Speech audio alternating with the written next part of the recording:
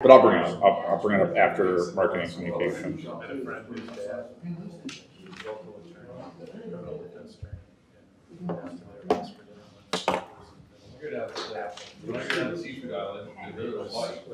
It's 6:30. If you'd like to stand and join me for the Pledge of Allegiance. The flag is up here. I pledge allegiance to the flag of the United States of America and to the republic for which it stands, one nation, under God, indivisible, with liberty and justice for all. Ms. Sonnet, if you would call the roll. Mr. Terry. Here. Mr. Daly. Here. Ms. Ferguson. Here. Mr. Reed. Here. Mr. Sens. Here. I have a motion to amend the agenda this evening to add in Ohio Revised Code or Executive Section ORC 121.22 G2 to consider the purchase of property for public purposes. Does anybody else have any? That would be an executive session. Yes, executive At the session. end? At the end, yes. Okay. Any other additions? Motion to approve the agenda as amended. Second? Mr. Terry. Yes. Mr. Daly. Yes. Ms. Ferguson. Yes. Mr. Reed. Yes. Mr. Sens. Yes. And is there a motion to approve the council meeting minutes from March 28th, 2022? A motion? I'll second. Just pick one. Mr. Terry. Yes. Mr. Daly. Yes. Ms. Ferguson. Yes. Mr. Reed. Yes. Mr. Sens. Yes. Thank you. At this time, to continue our recognition of some of our outstanding senior citizens in Plain City, I will come back here to the back of the room. But I'd like to take this time to honor Mr. Bob Converse. He is a direct descendant of Reverend Jeremiah Converse, whose family moved to Plain City in 1814. Bob is a lifelong resident of Plain City. He served on the Park Board, Pool Board, and Jonathan Aller School Board. Bob is an accomplished, self-taught artist. He designed the Pioneer logo and painted it in the old high school gym. And to show you an example of some of his artwork here, he was a published author in his paintings. And thank you to his niece for bringing these so we can see you're a magnificent artist. And also a collector of Native American artifacts. That's one of the books he wrote, And one of 7. that is amazing. Oh yes, we can pass these. And he's also a great athlete. Bob is in the Jonathan Aller Hall of Fame for fast pitch softball. No, Ohio. Oh, Softball Hall of Fame. oh yes, softball Hall of Fame. I'm sorry. Going off with some notes. Thank you. This is why I'm glad you're here to help correct. And he won the Columbus Senior Open Golf Tournament. He's an accomplished artifact enthusiast who has written many articles and books on Ohio artifacts. And so we want to thank you so much for your years of service to Plain City and your amazing contributions to our community. Thank you. And we'd like to present you with this certificate of appreciation. Do we have the name again?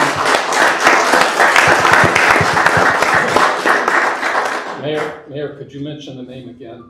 I didn't get it the first time. Mr. Bob Converse. Converse, okay. Like, I think you have a street named after yes, you. yes. He started that street.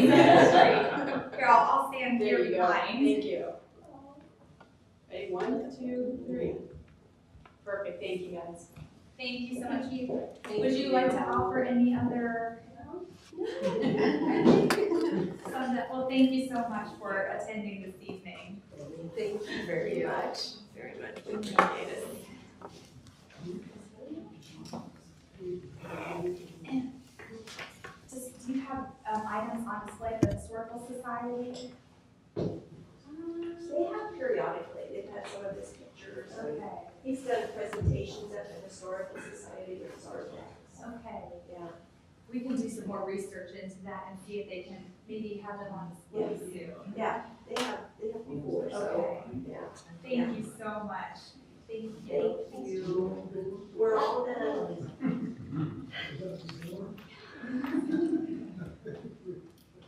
And he still goes out and golfs. Oh, I think we know. Thank you.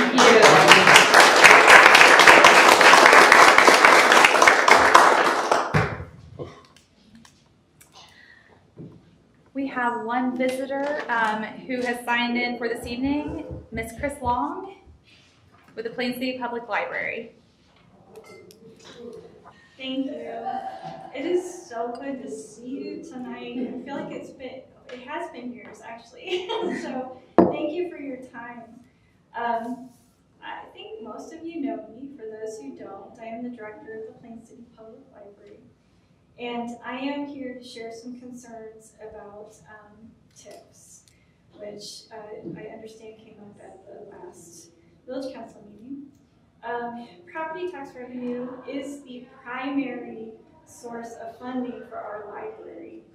We do not receive funding from any other entity aside from a portion of the state's public library fund, which is not enough to keep the library doors open at its current capacity. Per the Ohio Revised Code, property tax is the only kind of tax public libraries would levy. If TIF agreements continue to alienate certain public service entities, we will not be able to grow with the community, and it will be more difficult for us to maintain and improve our own infrastructure. And yet, the library and other diminished public service entities will still be expected to provide services to any Plain City resident in a TIF development zone. I do understand that TIFs can be a powerful tool to help spur development and also a tremendous vehicle to improve infrastructure for an entire community. I do appreciate the council's careful consideration of that tool on a case-by-case basis. But I feel like I needed to be here tonight to let you know that every TIF makes an impact on the library and any other public service entity that was not even invited into a discussion. We're already concerned about how to manage the significant influx of new residents close on the horizon, very close on the horizon. So when ordinances are drafted that will negatively impact our future funding, I at least would prefer not to learn about it in the newspaper. I'm glad that it was a newspaper that was available to read at the library because that's how I heard about it. Our organization has been a faithful, efficient, and high-performing partner of Plain City since 1945. Long before any of the housing developments outside of the uptown. So I feel like we've at least earned that courtesy. And that might be a small thing, and it might seem like a small amount of money, but for a small organization, it really is a big impact. I appreciate your time. Thank you. Thank you. And she's our only visitor this evening, so I will move into my mayor report here. I would like to congratulate Chief McKee on his 24th anniversary with the Plain City Police Department, and next year's the silver anniversary, so we appreciate your years of dedication and service to Plain City. The last couple of weeks I have been working on organizing a business meeting with the village to local businesses, and we held that this morning, and we had a successful turnout. We collected 24 business names and emails and phone numbers, but some didn't, I noticed, did not sign in. So I would, with guests along with them, we probably had close to 30 to 40 people here. And we talked about events and communication and ways that the village can better help serve our local businesses. And some of the ideas that I'd like to pass along to the Marketing and Communications Committee would be potentially creating a business map, and where people can pick up and see where all the businesses are located, their hours of service, some like maybe a hard copy or a digital copy, potentially a new resident welcome bag that they would receive upon the purchase of a home in Plain City, to see, get different promotions from participating businesses, see what we have to offer, and just better promote a welcoming environment to new residents.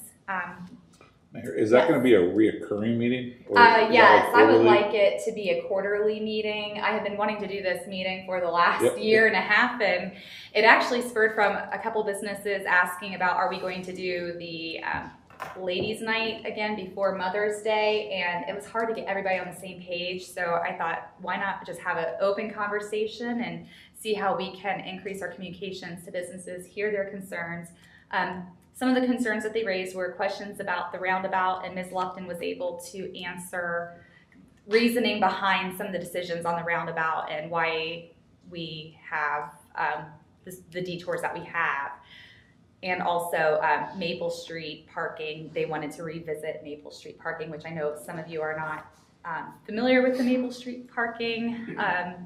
There used to be on-street parking, and then with the reconstruction of Maple Street, it went away, and businesses would like us to take another look at that as well. So there's definitely room to have these open conversations, and it was good to hear like what they are thinking and ways that we can help them. So I thought today was a good morning. And we also highlighted the Red Hen Cafe, which will be in the old Janetonis. So we got a sample that of a taste of what she's going to offer, Ms. Yoder, and it's exciting to hear of the new niche businesses coming into town. With that, Ms. Sonnet. Ms. Lupton and I met with a company, Kings Nelson, that's doing our wage study, so we got that kicked off, and the survey, we approved all the questions and stuff, and so we should be getting results back probably in the next 4 to 6 weeks. So that's all I have. Thank you. Chief McKee? Yes, Mayor, I just have a few things. Officers completed their use of force and legal update training, which is mandated by the state this year. Also, I met with Bill Swift today, the U.S. Department of Homeland Security, who's also a representative for Light Ohio Blue. Light Ohio Blue is an organization that honors fallen police officers and also the profession. They have chosen Plain City this year to drive their caravan through. This is going to happen on May 17th. There'll be over 100 police cruisers from all over the state coming to drive through Plain City to Dublin. We told them about the roundabout issue, so we'll get them through there.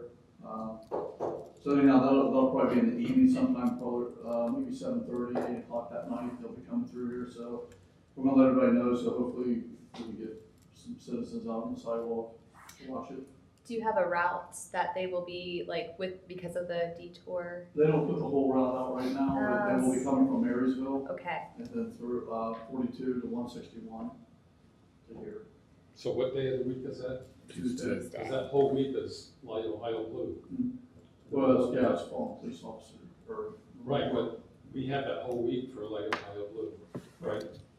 But they're doing this on I just wanted to Tuesday. bring it up so people know that what we do in Country Place is everybody changes their garage lights and porch lights Right. to blue lights to honor the first responders, especially the police. So if you didn't know that, then that's, when that week comes along, then, you know, if you so choose, then change your porch lights to blue lights. And it's noticed, trust me, we've done this in Country Place, and I've asked a couple of police officers if they noticed, because there's a lot of blue lights there where there weren't before. And they said, oh yes, they notice, they see what's going on, and they appreciate it. Oh, thank you. And I think we've encouraged residents to do that in the past, and we can add that to that week to encourage and allow for people to plan. A lot of the families of the fallen officers will also be in the caravan that night also, just so you know that. And just a reminder that April is National Child Abuse Prevention Month, and part of the campaign that Ohio participates in is that Ohio wears blue on the second Wednesday of April. Therefore, all the staff will be wearing blue this Wednesday on April 13th and taking a picture at 10 a.m. And I believe the fire department might join us for that. We And don't also, blue, though. yeah, they gotta find blue also. Where? And then I just want to invite council to that also, if anybody has a chance to come here at 10 o'clock for that picture. I believe Kayleen's going to be here from the press to take a picture.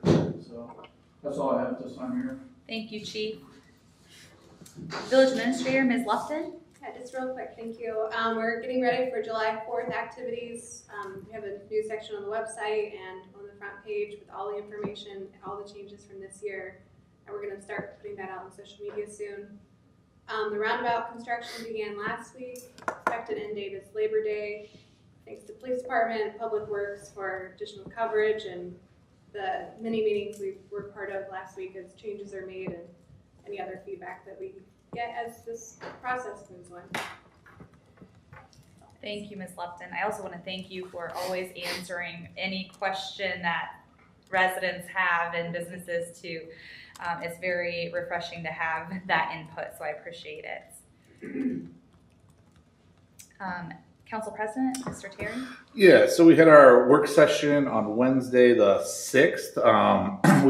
We had one action, one ordinance, and then a long series of executive sessions.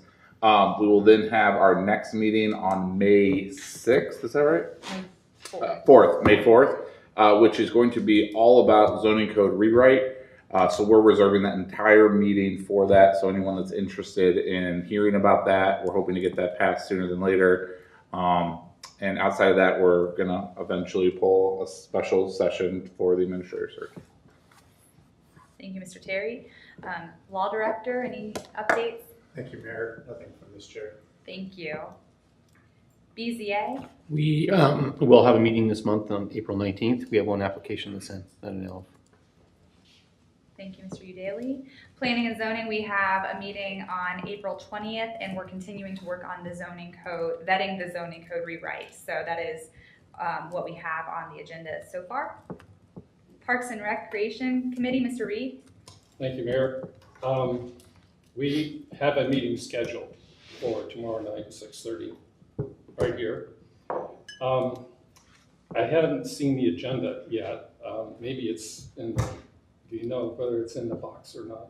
I'm not sure, I'll follow up. Okay, but the things I know what's going to be on it, and it has to do with all the pool stuff that's going on, signing up for swim lessons, the Sharks swim team, stuff like that.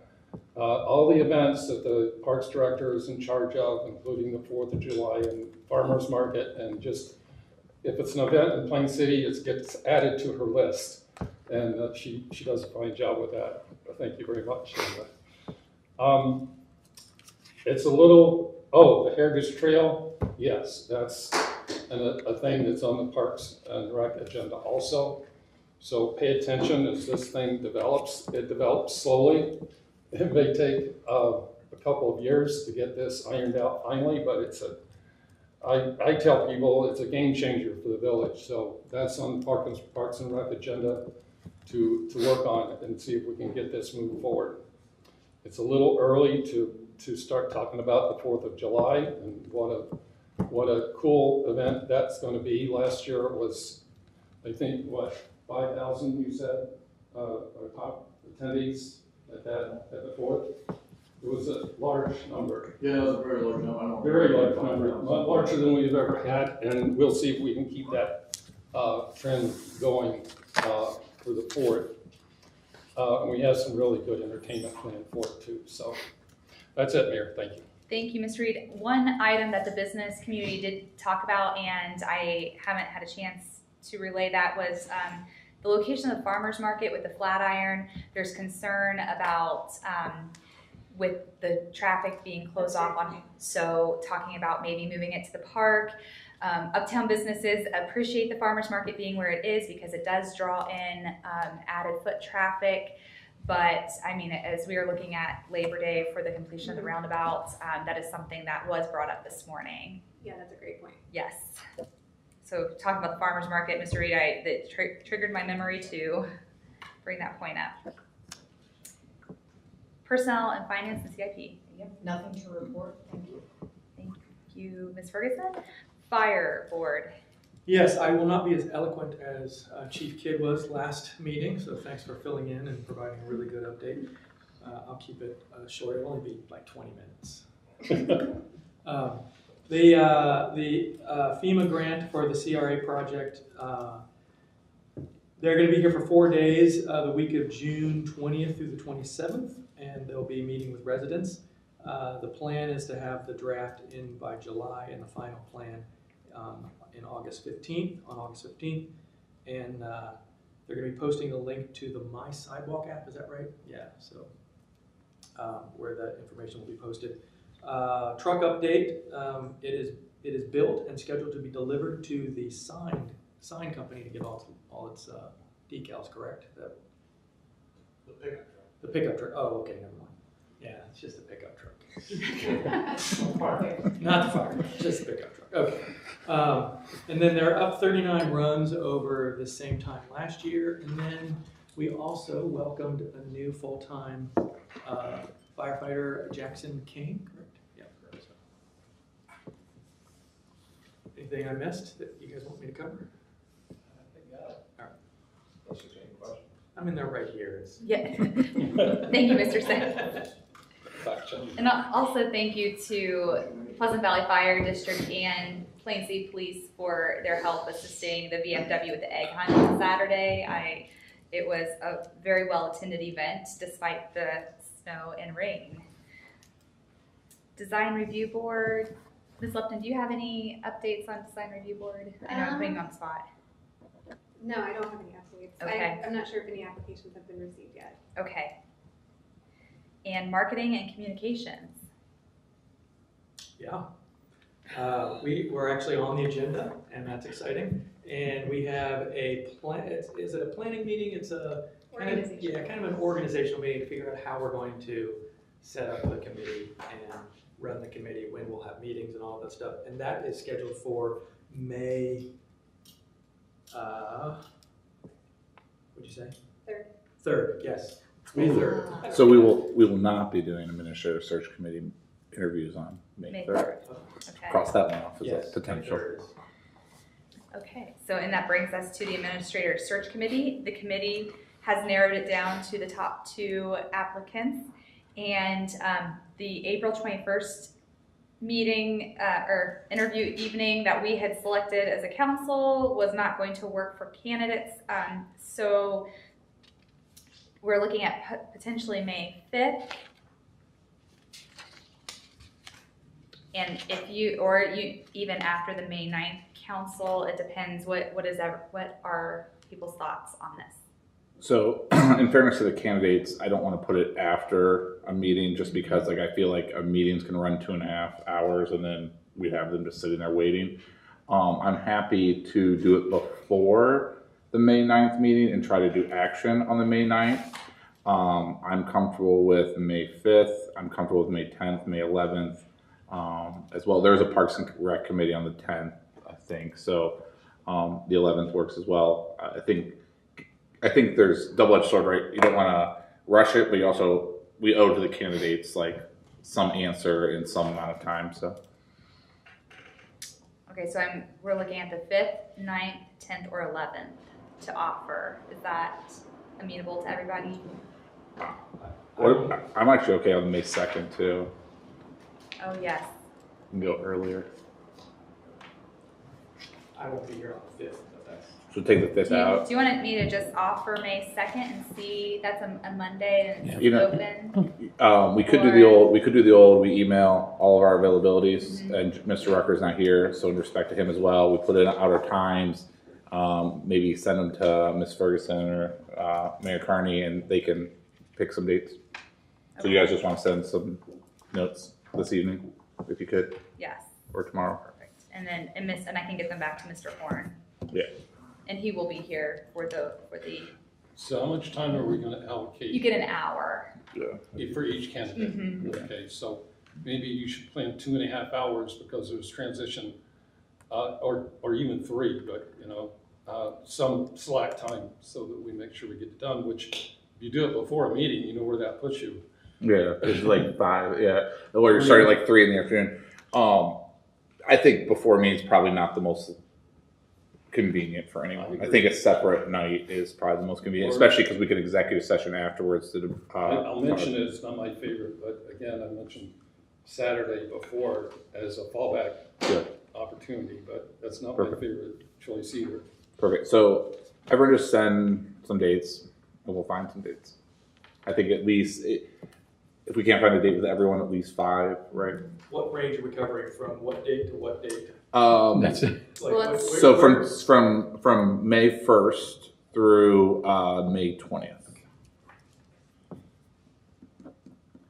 Because realistically, we said the candidates can't do it in April, and I'd like to have the decision by May 23rd if possible.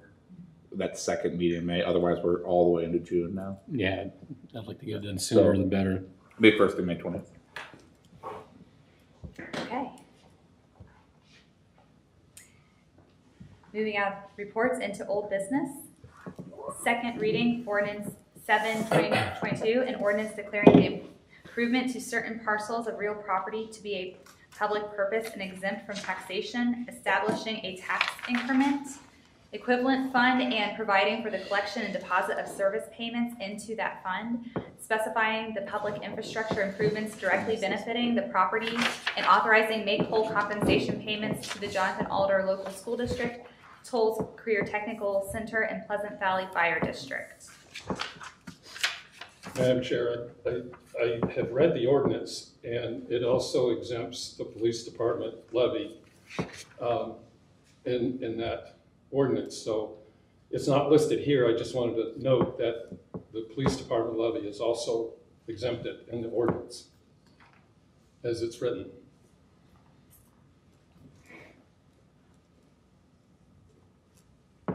Thank you, Mr. Reed. Is there a reason it wasn't listed there, or is that just like a mention? No.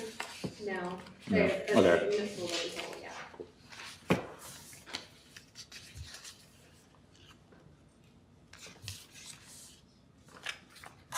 Is there a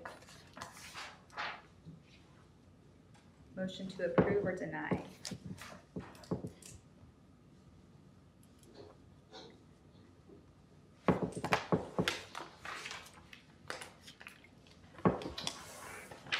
Or further Can you get that for discussion? 2? Motion to deny ordinance 07/2022.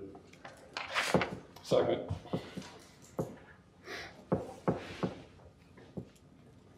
Mr. Terry, Yes.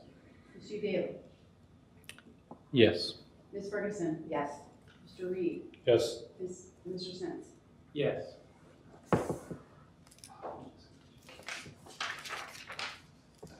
Second reading, resolution 6-2022, a resolution authorizing the sale of impounded vehicles. Oh, There's never been public discussion on this at all. we have had public discussion. It's been discussed at the first reading. There wasn't public discussion. Are you talking about a public hearing, you mean? Yes. Okay, I'm not sure we have public hearing. I'm not sure we're required to have a public hearing. It's just a resolution. Defer to the solicitor. I don't have my notes. The question is. His question, if I may paraphrase your question. Well, is there a question or a statement, I guess? There is. We're completely confused. We thought this was going through 2 public hearings, and there would be a public hearing to discuss this, and we never had the opportunity to make that discussion. It was a resolution. An ordinance, but yeah. I'm sorry. I'm sorry. It's an ordinance. I'm sorry. Thank you. It was an ordinance and a motion and a vote. I don't know that there needs to be a public hearing on this issue.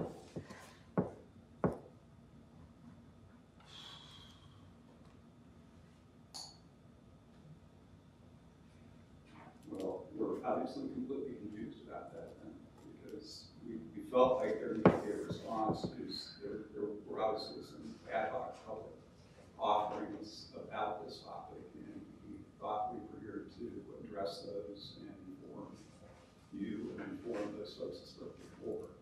And I'm just kind of a little taken back with that. What is the process? Yeah, public hearing is usually very specifically used.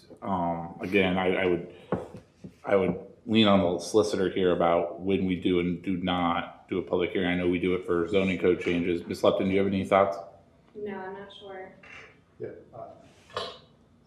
I would say I'm not familiar with the basis of any need for a public hearing Okay.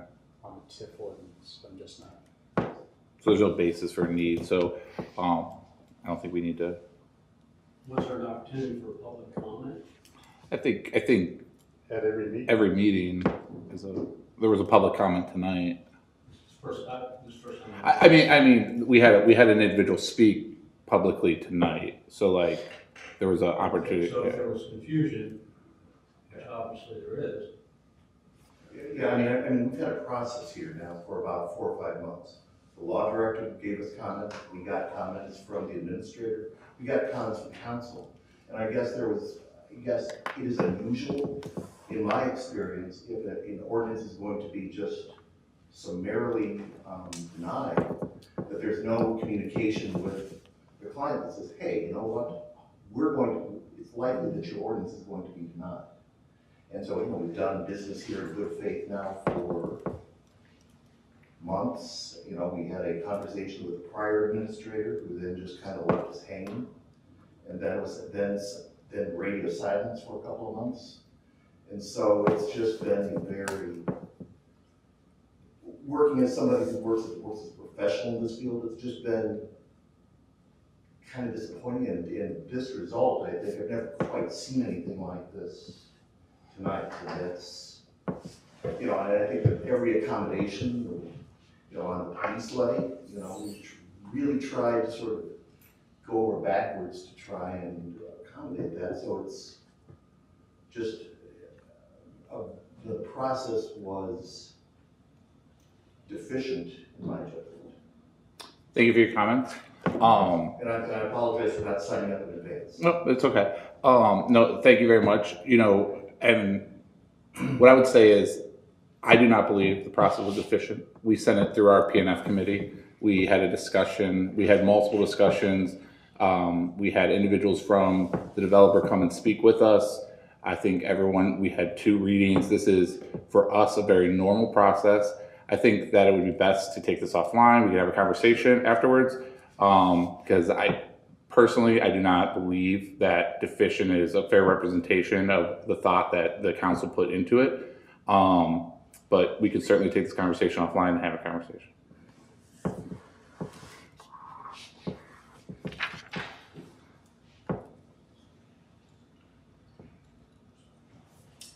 Let me just say one thing, that this ordinance on the agenda was denied. Okay, that does not prevent you from getting it back on the council agenda through the administration, through the mayor, through someone who's able to submit legislation to the council. So I would advise you, though, that the plan that was submitted probably wouldn't have any more success than the one that was here. So if you are thinking about resubmitting your application, then think about something different than what you had in this one. Because I personally, I think several other council members went over it very thoroughly with what was being proposed, and they weren't excited about it. I appreciate all that, but the city came to us in concert with what this proposition was. This is a one-direction proposition. And the unfortunate thing is that we can't come back because our contract on the property runs out as of today. So this may have eliminated this project entirely. It's real dollars. This is a tough project to do. We've been at this for years to get this accomplished. And this may have been the final nail of this project. And I'm really disappointed to say that I'm really quite surprised. So I don't think we can see this. I think we need to, I'm going to move on here and read the second reading for Resolution 6-2022, a resolution authorizing the sale of impounded vehicles. Is there a motion to approve or deny? Motion to approve Resolution 06-2022. Second. Yes. Mr. Daly? Yes. Ms. Ferguson? Yes. Mr. Reed? Yes. Mr. Sins? Yes. Second reading resolution 7/2022, a resolution authorizing the sale and or disposal of village property. Motion to approve resolution 07/2022. Second. Mr. Terry? Yes.